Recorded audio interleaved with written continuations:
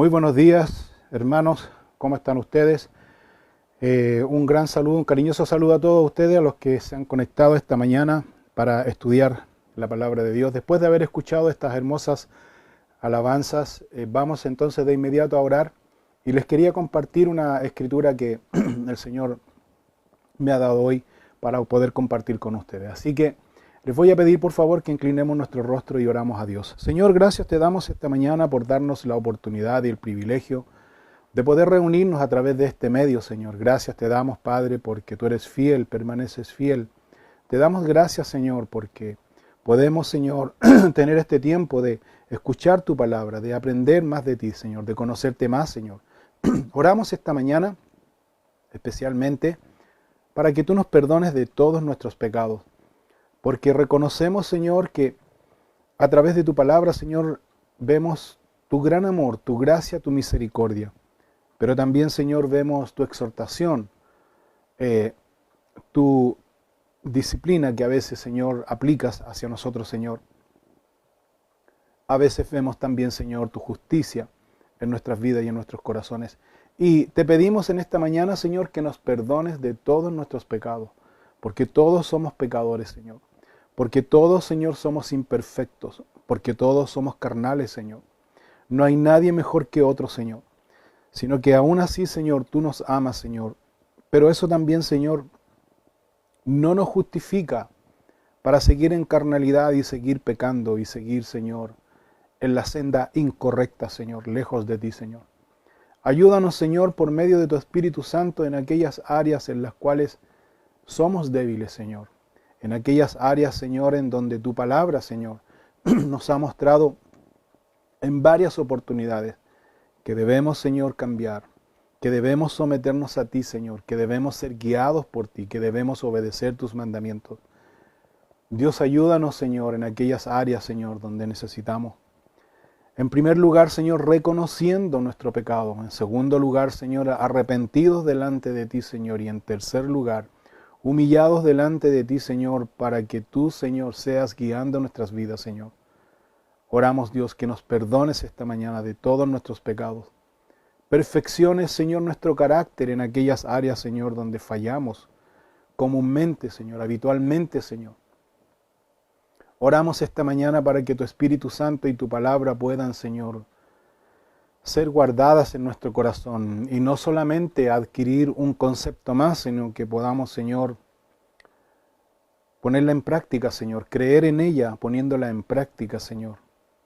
Pedimos tu bendición esta mañana, Señor, sobre nuestras vidas y oramos sobre aquellos que están sufriendo, sobre aquellos, Señor, que tienen una gran tristeza en su corazón, Señor. Especialmente seguimos orando por la familia Pinto, Señor, por Yalile, por Osvaldo, Señor, por la familia, Señor. En general pedimos por ellos, Señor, la pérdida de su madre. Oramos también, Señor, por nuestra hermana Claudia, por nuestro hermano Marcelo, Señor, por la Pía también, Señor. Oramos por ellos, que ellos también tuvieron una pérdida, la pérdida de su padre, de su suegro, de su abuelo, Señor. Pedimos, Dios, que consueles la familia, Señor.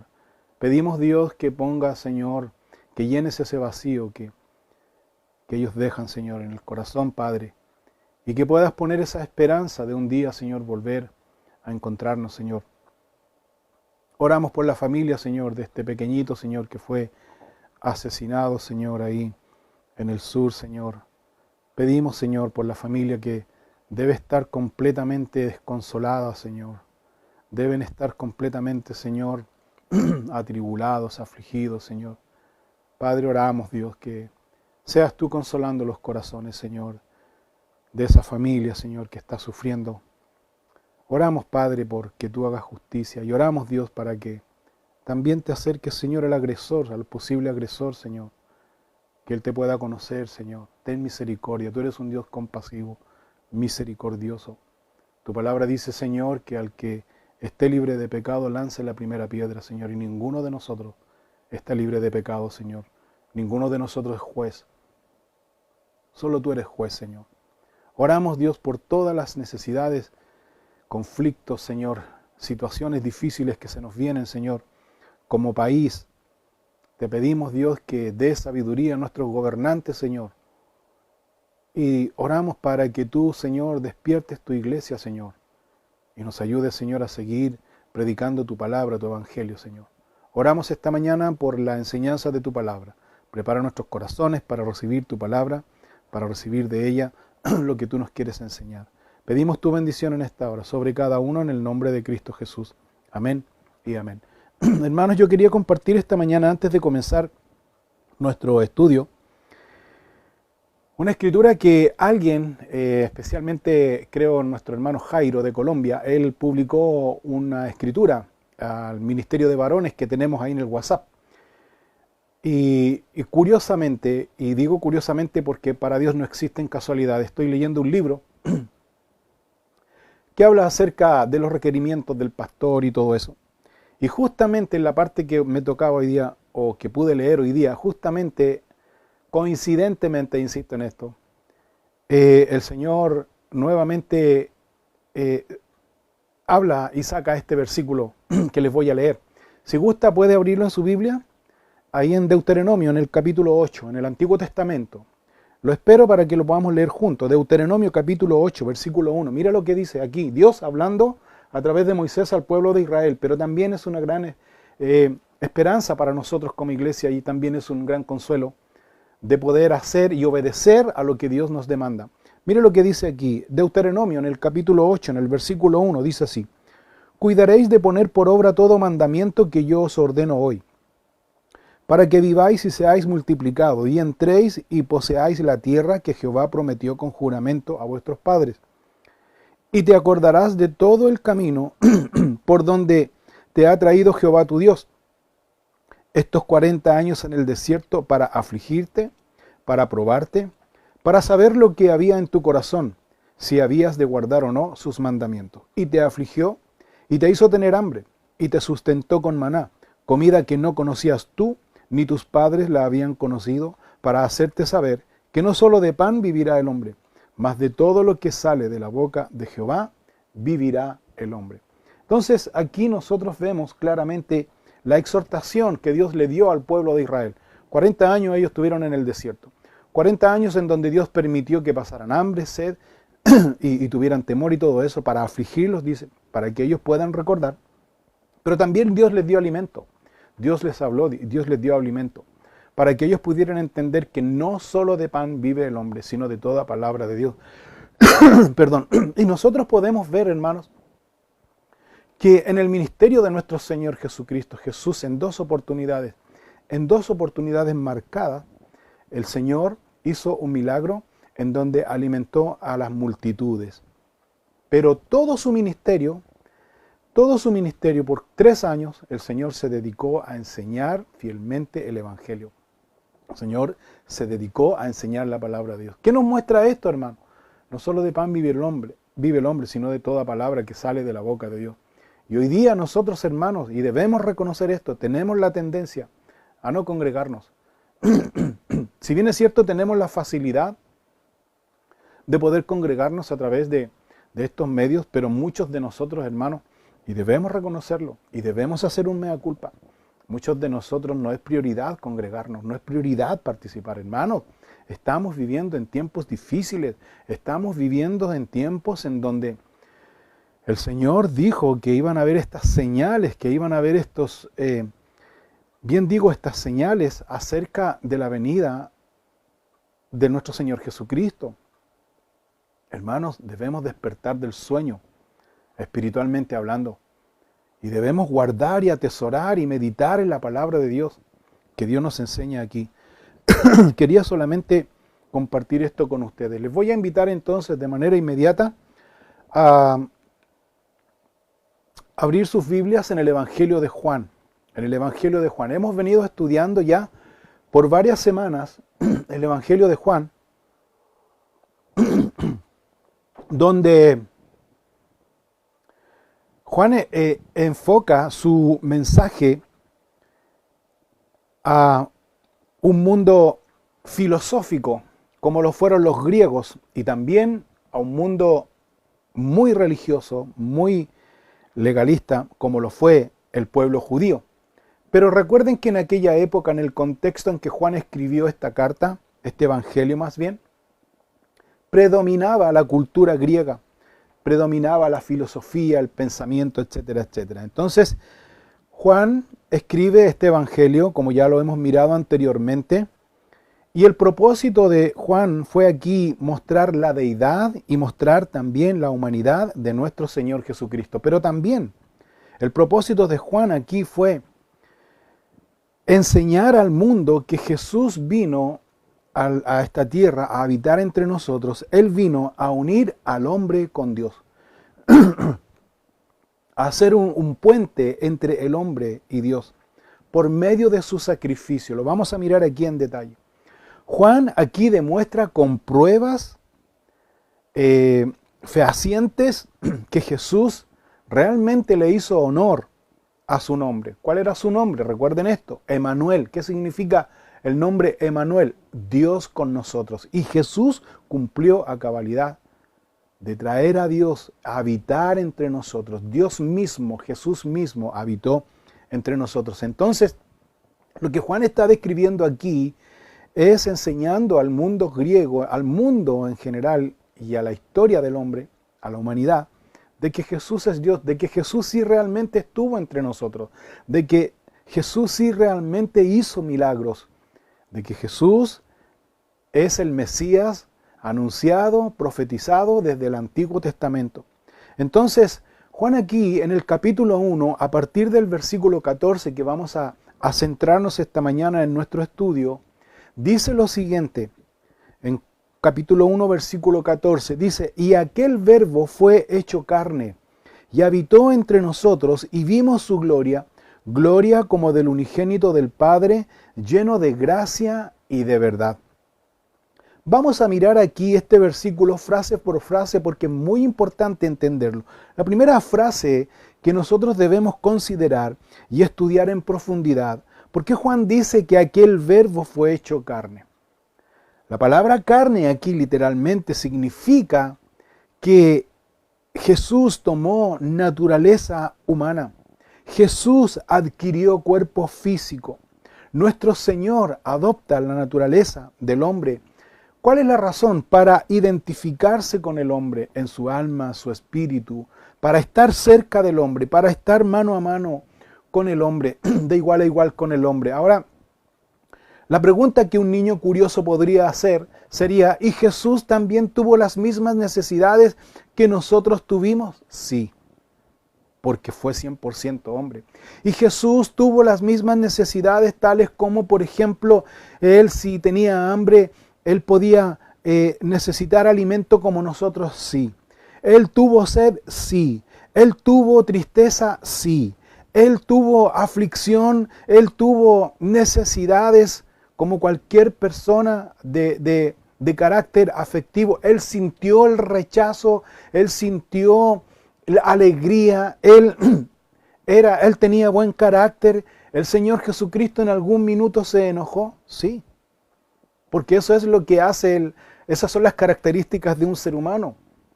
Y eso es muy importante poder recordarle. Jesús tuvo emociones, Jesús lloró, sí, Jesús lloró.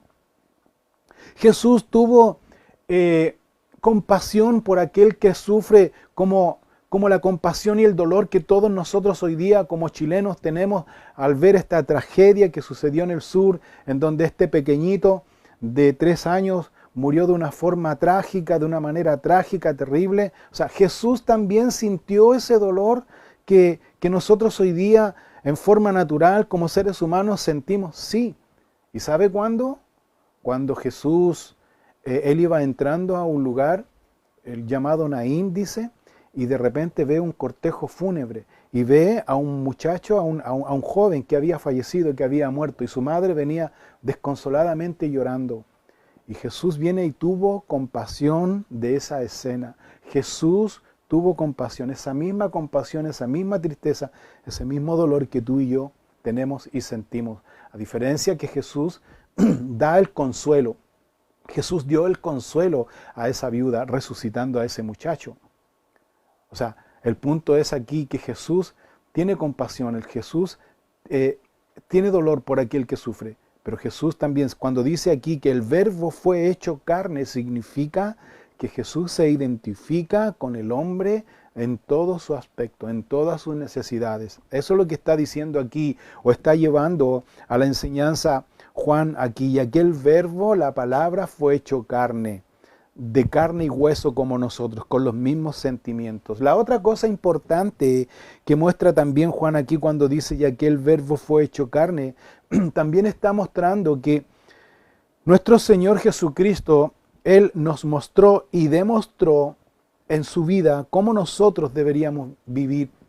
Jesús fue el modelo de vida, Jesús es el modelo de vida, de cómo el creyente, el Hijo de Dios, el discípulo de Jesús, que somos nosotros también, cómo de qué manera debemos vivir. Por lo tanto, el Señor Jesucristo no solamente habló y habló y enseñó y habló y habló y habló del Padre, sino que también Jesús, y recuerde esto, Jesús nos mostró al Padre.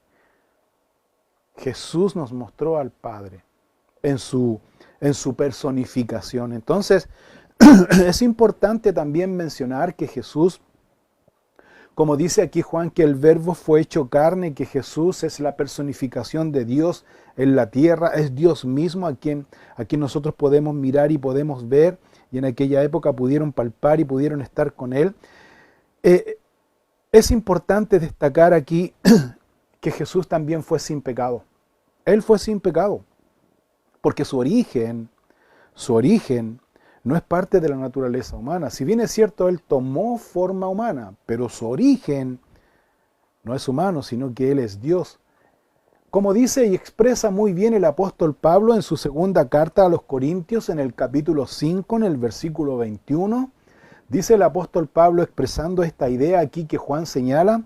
Pablo dice, al que no conoció pecado. ¿A quién se está refiriendo? A Jesucristo. Jesucristo no conoció pecado, pero por nosotros lo hizo pecado, para que nosotros fuésemos hechos justicia de Dios en él. Se fija, al que no conoció pecado, pero se hizo pecado. Cuando toma el aspecto físico Jesús entonces, cuando Juan dice y aquel verbo fue hecho carne, te está diciendo que Él es igual, ¿no es cierto? Él se hizo pecado, aunque no cometió pecado, pero ya el hecho de tomar naturaleza humana ya le hace un pecador igual que los demás. No cometió el pecado, insisto en esto, pero al ser de naturaleza humana ya es pecador. O sea, lo hizo pecado para que nosotros ahora fuésemos hechos justicia en Él.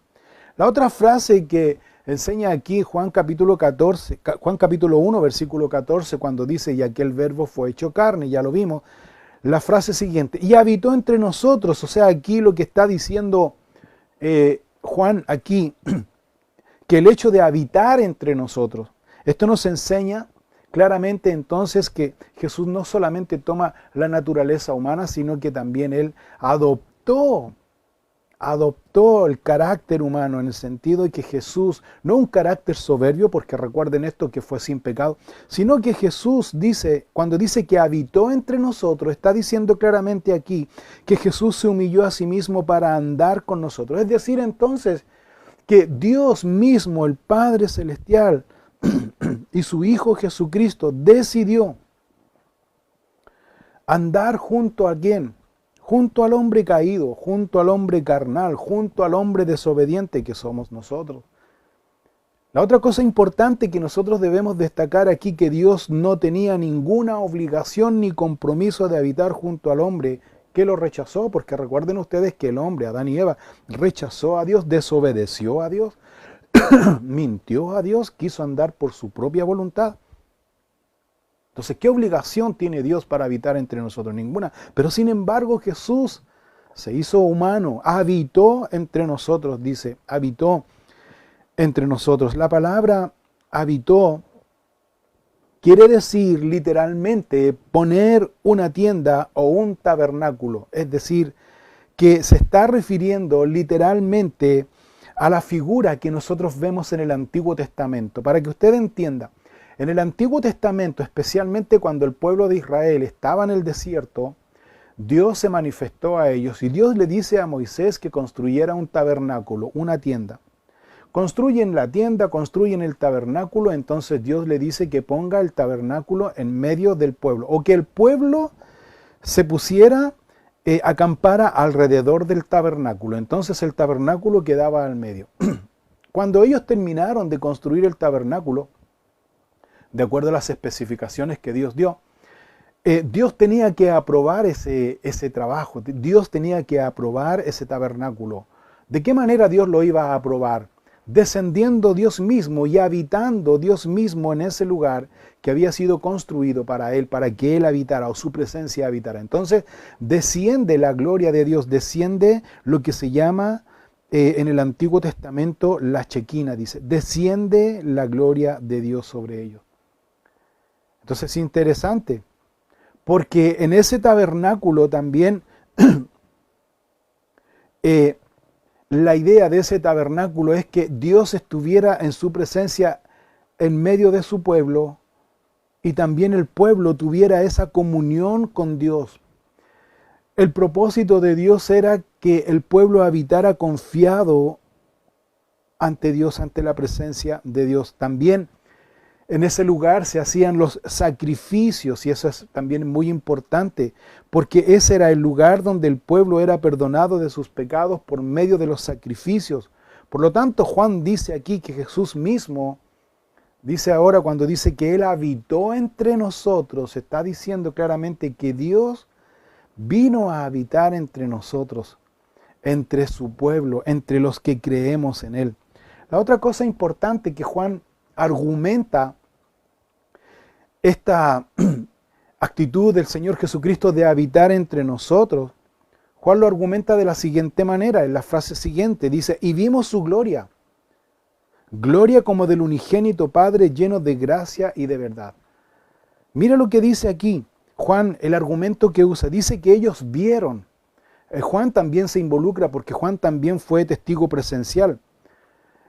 Cuando dice, y vimos su gloria, Juan está diciendo claramente que él y junto a los discípulos del Señor fueron testigos presenciales de los milagros que Jesús hizo. Cuando dice, y vimos, o sea, nosotros estuvimos ahí, nosotros vimos, nosotros observamos, a nosotros nadie nos puede decir algo contrario porque nosotros vimos, estuvimos ahí, fuimos testigos de los milagros que Jesús hizo. Milagros tales como convertir el agua en vino, la resurrección de Lázaro, la sanidad al paralítico que no podía ascender al estanque, la vista a los ciegos, la sanidad a los leprosos, etcétera, etcétera, etcétera. O sea, cuando Juan dice, y vimos, nosotros estuvimos ahí, y nosotros vimos, se está refiriendo a eso, que ellos fueron testigos presenciales, oculares.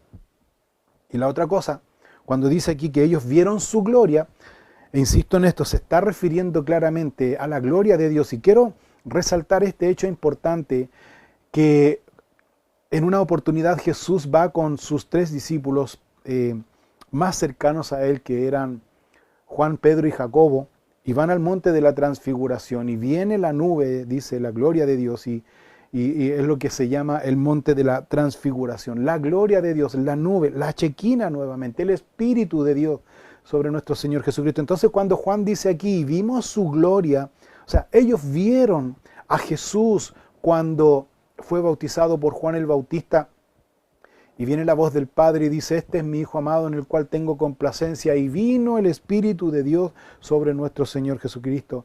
Y ven también, prueba de esto, ven realizar a Jesús los milagros, o sea, vieron la gloria de Dios. Literalmente ellos vieron la gloria de Dios. Y esa es la razón que Juan le dice al creyente que Jesús es Dios, porque Jesús hizo todas estas cosas a su pueblo Israel. Ahora, la otra cosa importante que agrega en esta frase Juan es que ellos, dice, y vimos su gloria como del unigénito, gloria como del unigénito del Padre.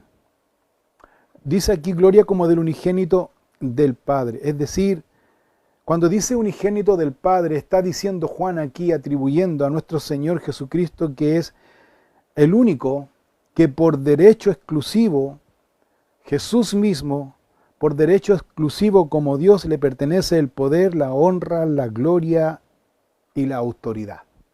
Cuando dice unigénito, no hay nadie, Él es exclusivo. Jesús, le pertenece a Él la gloria, la honra, la adoración, la alabanza, el poder, la autoridad, porque Él es unigénito del Padre. No hay nadie más fuera de Él. Jesús el único. Por eso dice aquí Juan, el unigénito del Padre. No hay nadie más, porque es Dios. Porque Él es Dios. Cuando Jesús oraba a su Padre Celestial, que lo vamos a ver ya cuando vayamos en el desarrollo de este libro. En Juan capítulo 17, en el versículo 22 al versículo 24, Juan decía lo siguiente: la gloria que me diste, cuando él oraba a su Padre Celestial, la gloria que me diste, dice, yo les he dado para que ellos sean uno. Fíjate aquí como dice, la gloria que me diste, yo les he dado a ellos. Entonces está hablando claramente aquí Jesús mismo, reconociendo que Él es el unigénito del Padre. Porque de tal manera amó Dios al mundo que ha dado a su Hijo unigénito, para que todo aquel que en Él cree, ¿en quién? En Jesús de Nazaret, que en Él cree, no se pierda, mas tenga vida eterna. La otra cosa, aparte de mencionar todos los requerimientos, las características de Jesús humano, Dios habitando entre nosotros, teniendo esta comunión con el mundo, identificándose con el ser humano, siendo el unigénito del Padre, había una característica sobrenatural en él. Dice Juan aquí, y Juan lo destaca, que él era lleno de gracia y de verdad. Lleno de gracia y de verdad. En primer lugar, nosotros debemos distinguir y reconocer que la gracia es algo que no merecemos. La gracia, de igual manera, algo que no merecemos. Sin embargo, Dios nos concede de su gracia. Dios nos da su gracia. No por lo que nosotros merezcamos, porque nosotros no merecemos absolutamente nada, sino que Dios nos da de su gracia y de su amor. Entonces, cuando dice aquí Juan que Jesús el Verbo, quien habitó entre nosotros y vimos su gloria como la gloria del unigénito del Padre, dice que Él, una de sus características es lleno de gracia. O sea, está diciendo que Jesús entonces personifica claramente el favor de Dios. ¿De qué manera nosotros podíamos darnos cuenta de que Jesús realmente personifica la gracia de Dios? Si se me viene a la mente un solo hecho que está marcado aquí en la Biblia, un solo hecho. Cuando Jesús no condenó a la mujer que fue sorprendida en adulterio. ¿Se acuerda? Cuando Jesús le dice a esa mujer y a todos los acusadores que venían a acusar a esta mujer y la llevaron ante el maestro, Jesús dijo lo siguiente: el que esté libre de pecado, lance la primera piedra. Nadie estaba libre de pecado. Lo segundo, le dice a la mujer: mujer, ¿dónde están los que te condenaban? La mujer dijo: no sé, Señor, todos se fueron. Y Jesús, teniendo todo el derecho, todo el poder, toda la autoridad, porque Él fue sin pecado, Jesús entonces aquí demuestra su gracia. ¿En qué sentido demuestra su gracia? En que Jesús, teniendo todo el derecho y la autoridad y el poder, le dice a esta mujer, le dice, ni yo te condeno. Vete, dice, y no peques más. Ahí está la personificación cuando dice aquí Juan que realmente era lleno de gracia. Jesús es lleno de gracia. Es lleno de gracia, pero también dice y de verdad. También dice de verdad. ¿A qué se refiere con esto? Jesús es la verdad. No es que Jesús enseña la verdad. Jesús es la verdad. El Logos, la palabra. No es que Él solamente enseña principios. No, Señor, no solamente está diciendo que Jesús es instrumento para... No, Señor, Jesús es la verdad. Jesús le dijo claramente a sus discípulos en aquella oportunidad, cuando Tomás tuvo ciertas dudas, y le dice Tomás, Señor, nosotros no sabemos dónde vas. ¿Cómo podemos saber el camino? ¿Cómo podemos saber cuál es el camino? Jesús le dijo, yo soy el camino, dice. No dice yo enseño sobre el camino. También dijo Jesús, yo soy el camino y la verdad. No está diciendo aquí que yo enseño el camino, yo enseño las pautas para que llegue al camino. No, Señor, Él es el camino. Pero también Él es la verdad, porque Él no está diciendo aquí yo enseño para que ustedes lleguen a la verdad y conozcan la verdad. No, yo soy la verdad y la vida. Entonces, y le agrega algo más Jesús de Nazaret. Jesús dice, y nadie viene al Padre sino por mí. Entonces, cuando uno conoce y cuando uno tiene una relación y cuando uno tiene una comunión personal con el Señor Jesucristo, conoce el camino, conoce la verdad y vive la vida. Eso es lo que está diciendo aquí. Cuando dice aquí que Juan destaca, volviendo al punto, que Jesús es lleno de gracia, ya lo vimos, y de verdad, ¿Por qué Juan, destaca que es lleno de gracia y de verdad y no destaca la otra parte, los milagros de Jesús, que Jesús hace milagros, que es lleno de gracia y hace milagros, que es lleno de gracia y enseña muchas cosas? ¿Por qué verdad? Porque, hermanos míos, su luz admirable, como Juan está enseñando en los primeros versículos de este mismo capítulo, su luz admirable, dice, o todo pasa, por decirlo de alguna manera, todo pasa y todo en algún minuto queda descubierto bajo su luz admirable. ¿Qué es lo que queda descubierto? Las mentiras, las falsas apariencias, el egoísmo. Todo lo que nosotros vivimos, todo queda descubierto. Dice el libro de Apocalipsis, también lo escribió Juan, dice en una parte en el libro de Apocalipsis que todos nosotros vamos a estar frente a nuestro Señor Jesucristo y que sus ojos son como llamas de fuego. O sea, todo está descubierto ante nuestro Señor Jesucristo. Y cuando dice que sus ojos son como llamas de fuego, está diciendo que su mirada va a ser tan penetrante que no hay nada ni nadie que se oculte ante Él. Todos nuestros pecados, nuestra motivación va a ser descubierto ante la presencia de Dios, ante la mirada de Dios, ante la verdad, porque Jesús es verdad. Debemos entender esto. ¿De qué manera entonces Jesús manifiesta su verdad o manifiesta que Él es verdad? Cuando nosotros leemos la palabra de Dios y la palabra de Dios descubre nuestro corazón, cuando estamos estudiando, hemos venido estudiando el libro de Hebreos, que la palabra de Dios es viva y es eficaz. Dios en su palabra descubre lo que hay en nuestro corazón, en nuestra vida. Por lo tanto, su luz admirable deja todo descubierto quién realmente somos nosotros, porque su luz penetra la oscuridad, disipa las tinieblas, pero como dice Juan, también hay gente que prefiere seguir en tinieblas y no quiere acercarse a la luz que es Dios, y eso es triste, y eso es muy triste. Así que, en resumen, aquí Juan está describiendo aquí que en la persona de nuestro Señor Jesucristo existe el balance perfecto, que es la gracia y la verdad. En Él existe y está la gracia y la verdad. Venid a mí, dijo el Señor Jesucristo, a modo de gracia, de manifestando su gracia. Venid a mí todos, dice, y no hace acepción de personas. Venid a mí todos los que estáis trabajados y cargados, dice, que yo os haré descansar. No dice lo que yo les voy a enseñar, eso los va a hacer descansar. Dice que yo os haré descansar, porque Jesús es lleno de gracia, porque Jesús es verdad. Por tanto, quiero ponerlos en este plano y en esta incomodidad, si usted quiere así bien considerarlo. Por lo tanto, si yo estoy lejos de Jesús y lejos de Dios, está agobiado, está atribulado, está cansado, está lejos de Dios sintiendo esa condenación en su corazón. ¿Por qué no viene a la luz, que es Cristo Jesús? ¿Por qué no disfruta de su gracia? Y fíjese aquí, es Jesús quien hace la invitación. Venid a mí, dice, todos, sin acepción de personas, todos. Entonces Jesús aquí es el balance perfecto de gracia y de verdad.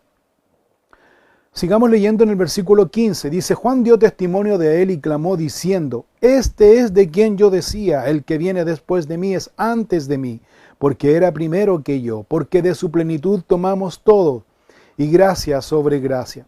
Pues la ley por medio de Moisés fue dada, pero la gracia y la verdad vinieron por medio de Jesucristo. A Dios nadie le dio jamás, el unigénito que está en el seno del Padre, Él le ha dado a conocer.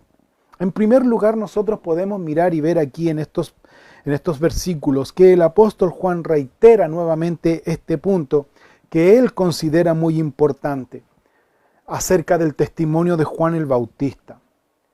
¿Y cuál fue el testimonio que dio Juan el Bautista de Jesús?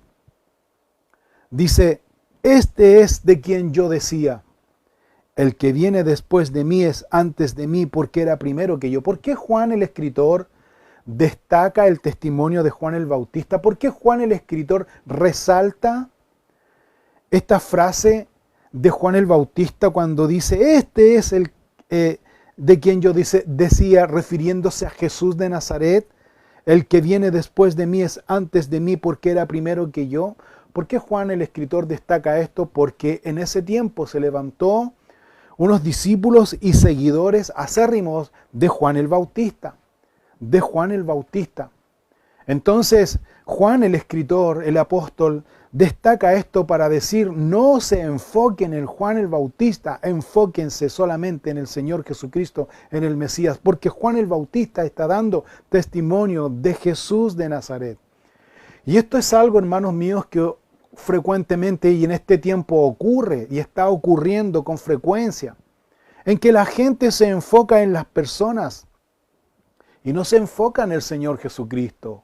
La gente mira a las personas, la gente simpatiza con la opinión de las personas. La gente, como dijo muy bien el apóstol Pablo en su carta a los Corintios, que también la iglesia de los Corintios se dividieron y ellos decían, no, algunos decían, yo soy de Pablo, yo soy de Cefas, yo soy de Cristo, yo soy de Pablo. Y Pablo le dice, ¿está dividido Cristo? O sea, lo que yo quiero resaltar aquí, que Juan, el escritor, el apóstol del Señor, está diciendo y resaltando el testimonio que Juan el Bautista dio de Jesús. ¿Y cuál fue el testimonio de Juan el Bautista que dio de Jesús? Dice, cuando lo ve y lo conoció inmediatamente, dice, este es el Cordero de Dios que quita el pecado del mundo. Y este es de quien yo decía, el que viene después de mí, es antes de mí, porque era primero que yo. O sea, Juan está dando testimonio de Jesús. Porque el propósito de Juan, porque el cargo de Juan, la responsabilidad de Juan era decir, yo soy, dice, la voz que clama en el desierto. No está diciendo, yo soy el predicador o fíjense en mí, no. Simplemente yo soy la voz de aquel que clama en el desierto y estoy solamente para preparar el camino del Señor. Pero hay algunos hoy día que no solamente toman la voz, sino dice, yo soy la personificación, y hacen que la gente los siga, hace que la gente ponga sus ojos en ellos. Hermanos míos, usted no debe poner los ojos en ninguna persona en particular, solo en Cristo.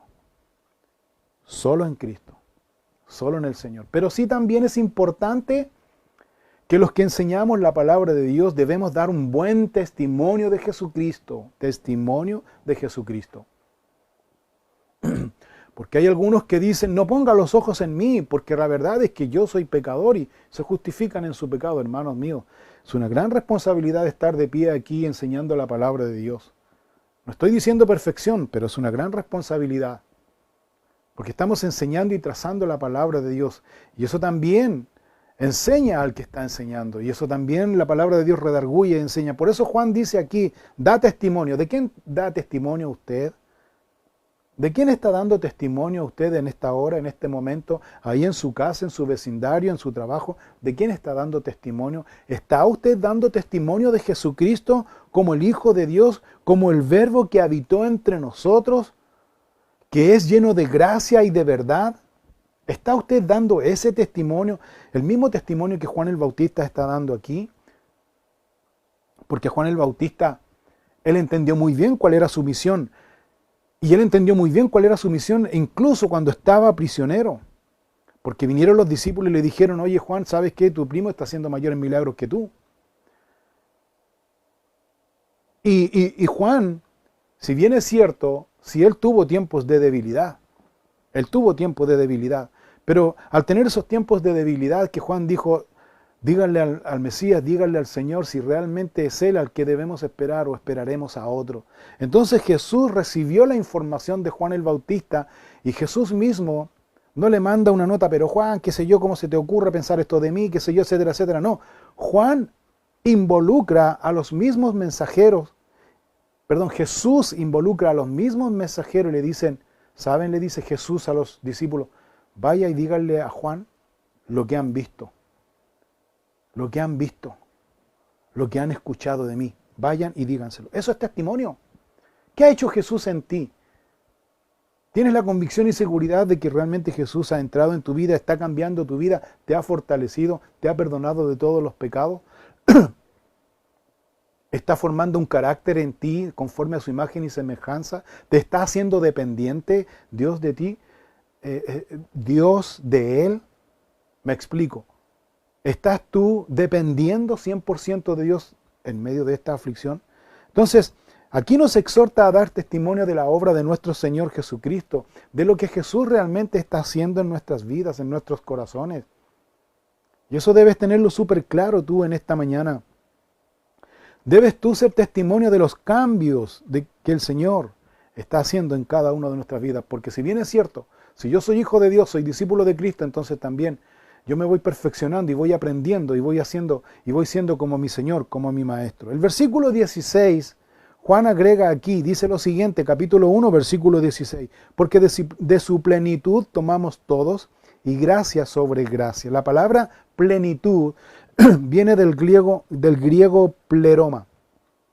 Y la palabra plenitud quiere decir que Dios es todo.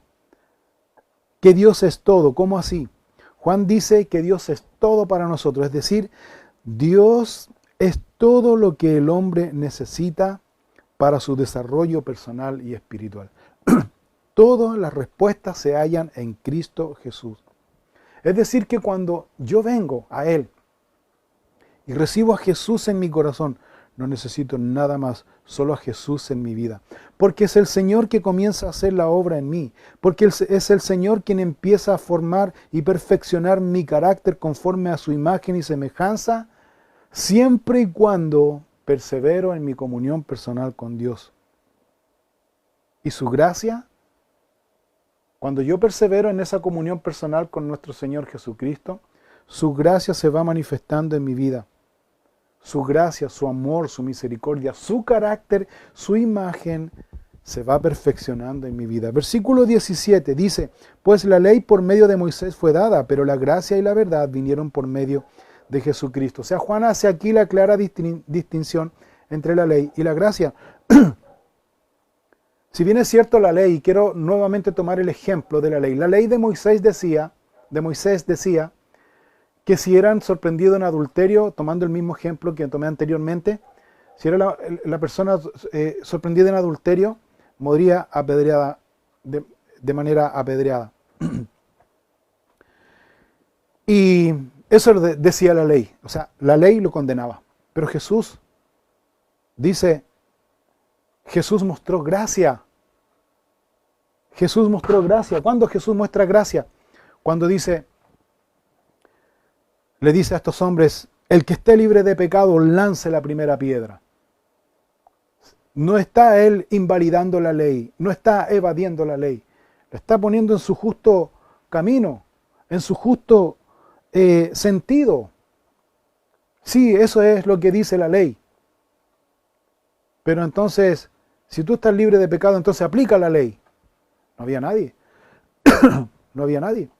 Y Jesús, quien tenía el derecho, e insisto en esto, y la autoridad y el poder de aplicar la ley, no la aplica. Sino que Jesús habla la gracia, dice, ni yo te condeno. Y eso se extiende, hermanos míos, para nuestra época, para su vida, para mi vida. Pues la ley por medio de Moisés fue dada, pero la gracia y la verdad vinieron por medio de Jesucristo. Jesús lleno de gracia y de verdad, entonces Él nos da la forma, la manera para qué, para, hermanos míos, enfrentar el pecado. Porque una cosa es la gracia del Señor, pero también la otra parte es la verdad. ¿Y la verdad qué? La verdad me hace firme, la verdad me hace permanecer firme, la verdad me hace tomar decisiones, la verdad me hace avanzar, la verdad me hace claramente enfrentar el pecado y no dejarme engañar por el pecado. La verdad me hace desarrollar espiritualmente, me hace crecer, madurar espiritualmente. La verdad de Dios en mi vida, Jesús en mi vida, que es la verdad, me hace obtener la victoria, y la victoria se obtiene sobre el pecado solamente a través y por medio de nuestro Señor Jesucristo, porque Él fue quien sacrificó su vida para darnos libertad. Versículo 18 y último dice, a Dios nadie le dio jamás, el unigénito Hijo que está en el seno del Padre, Él le ha dado a conocer. Ahora, Juan aquí coincide en esta primera frase, coincide con el pensamiento del mundo que dice que a Dios nadie le dio jamás. O sea, Juan está diciendo, sí, a Dios nadie le ha visto jamás, coincidimos plenamente. Y eso es la explicación de todo el mundo hoy día. No, a Dios nadie le ha visto jamás. Sí, debemos reconocer, a Dios nadie le ha visto jamás, pero agrega algo más aquí Juan, que es también una gran verdad. Agrega que a través de Jesús se ha dado a conocer a Dios visible, porque Jesús es Dios. ¿Se acuerda lo que partimos diciendo al principio? ¿Qué dijimos al principio cuando dice aquí Juan en el primer capítulo, en versículo 14, cuando dice Juan aquí, y aquel verbo fue hecho carne? ¿Se acuerda lo que vimos, la palabra carne? Que Él se humanó, Él estuvo entre nosotros, habitó, no solamente fue ser humano apartado, sino que habitó, se mezcló. Me encanta citar la profecía de Isaías cuando dice que no había aparecer en Él, refiriéndose a Jesús. En Isaías capítulo 53, dice que no había aparecer en Él ni hermosura. ¿Sabe lo que significa eso? Significa que Jesús no es aquella persona que muchos los pintores señalan que es de cabello largo, rubio, de ojos azules, de una barba bien recortada, bien bonito, bien. No, Señor, Jesús era todo lo contrario a eso. Es decir, cuando dice que no había hermosura en Él ni parecer, que se mezclaba entre la gente, es decir, que tú podías mirar una cantidad de judíos y entre ellos estaba Jesús y tú no te dabas cuenta por su aspecto físico. A eso se refiere. La otra cosa que dice aquí Juan es que Jesús se hizo carne, habitó entre nosotros, estuvo entre nosotros, se identificó con nosotros, con el hombre. Pero Jesús ahora dice se encuentra con el Padre Celestial, el unigénito Hijo que está en el seno del Padre. ¿Sabe lo que significa aquí? Aquí Juan está usando una frase común de la época, especialmente para el judío. Cuando dice que está en el seno del Padre, Juan está tomando la frase que identificaba mucho y le hacía mucho sentido al judío, porque el judío, el seno del Padre es como la imagen esa que tiene la madre con el hijo. La madre con el hijo, que el bebé cuando está amamantando, ¿cierto? Está tomando su leche materna y hay esa unidad, hay no sé cómo podría decirlo eso, esa unidad, ese complemento, madre e hijo, hay un sentimiento. Bueno, cuando dice aquí que está en el seno del Padre, está diciendo que Jesús está mano a mano con el Padre, en esa intimidad, dice, en esa unidad, como le expresa muy bien el salmista David. O sea, cuando nosotros vemos la naturaleza, David dice claramente aquí que los cielos cuentan la gloria de Dios. A Dios nadie lo ha visto jamás, pero el unigénito dice que está en el seno del Padre, le ha dado a conocer. Jesús nos ha dado a conocer el Padre, Jesús es el Padre. Pero también Dios se ha manifestado a través de la naturaleza. Cuando uno ve los cielos, cuando uno ve la belleza de nuestro sur de Chile, del norte de Chile, del centro de Chile, cuando uno ve la hermosura, los paisajes maravillosos, los diferentes tonos, los diferentes verdes que uno, por ejemplo, ve en el sur de Chile, las diferentes tonalidades de las aguas turquesas, otros de otros colores, etcétera, etcétera. O sea, tú no puedes negar, el hombre no puede negar la existencia de Dios, porque dice también Romanos 1 que lo que de Dios se conoce les es manifiesto, pues Dios se lo manifestó. ¿Cómo Dios ha manifestado su poder? A través de la naturaleza. Tu vida es un milagro de Dios, tu vida es la manifestación de Dios. Por lo tanto, el enfoque que Juan da aquí en este versículo 18 es que el creyente debe tener la convicción que Jesús es Dios, que Jesús fue visto por los hombres, que Jesús claramente, Él habitó entre los hombres y no como un ser ajeno, sino como una persona que habitó, que se entremezcló, que vivió con las personas, que tuvo el mismo sentir, las mismas necesidades, con el único propósito de reconciliar al hombre con Dios. El apóstol Pablo en su carta a los Filipenses dice lo siguiente en relación a nuestro Señor Jesucristo. Dice que debe haber en nosotros ese mismo sentir de humildad y de dependencia absoluta. Ese mismo sentir de humildad, de sometimiento, dice, que hubo en Cristo Jesús. Quien el Señor dice, siendo en forma de Dios, no estimó el ser igual a Dios como algo a que aferrarse, sino que el Señor Jesucristo dice, y esta es la frase clave que aplica y tiene sentido aquí con este versículo que estamos mirando, dice en Filipenses 2:7, dice que el Señor Jesucristo se despojó a sí mismo, tomando forma de, ¿qué dice? De siervo, hecho semejante a los hombres. Hermano, ¿tú dices que nadie te entiende? ¿Tú dices que nadie te comprende?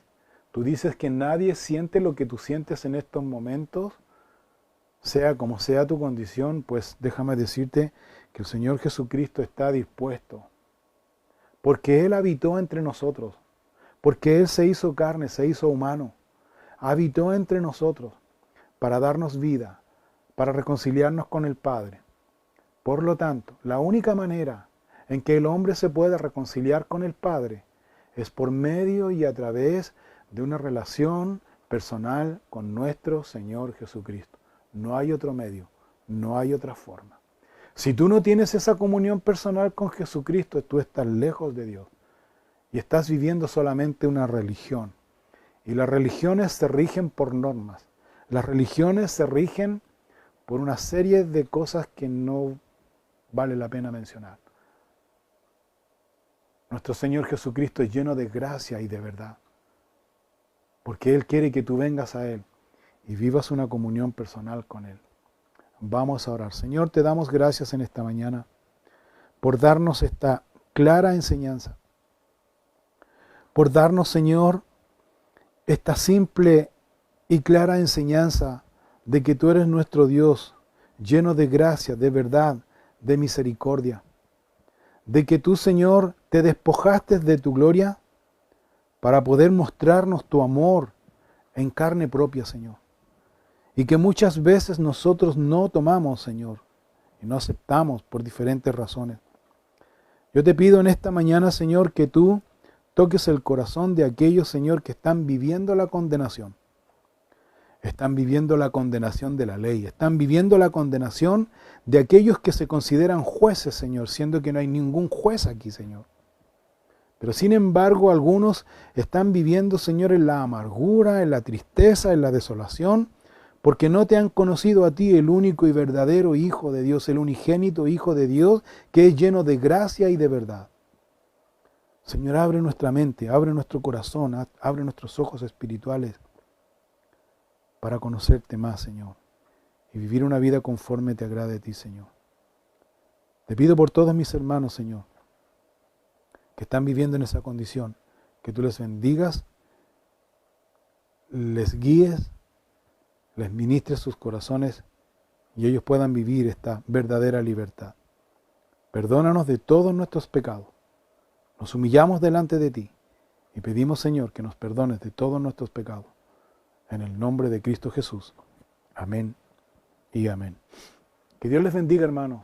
Que Dios les bendiga y que podamos vivir en este sentir de poder mantener esta comunión personal con nuestro Señor Jesucristo, quien es lleno de gracia, de amor y de verdad, y que está dispuesto a perdonarnos de todos nuestros pecados, pero si venimos a Él, si estamos con Él.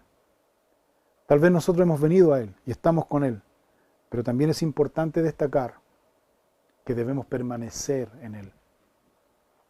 Debemos permanecer en Cristo, porque si no permanecemos en Cristo, podemos perder la salvación. Debemos ser constantes, perseverantes en nuestra comunión con Él. Dios les bendiga, que tengan una linda tarde. Si usted quiere ofrendar y diezmar, por favor, ahí en pantalla han puesto los hermanos los datos para que usted pueda hacer sus ofrendas. Dios les bendiga, que tengan una linda tarde. Nos volvemos a encontrar mañana los varones a las 20 horas a seguir estudiando el Evangelio de Marcos. Martes tenemos nuestra reunión de oración a las 20 horas. Día miércoles seguimos estudiando el libro de Hebreos a las 20 horas. Dios les bendiga, les amo mucho y sigamos en este mismo sentir de estar en comunión con Dios. Que Dios les bendiga. Buenas tardes.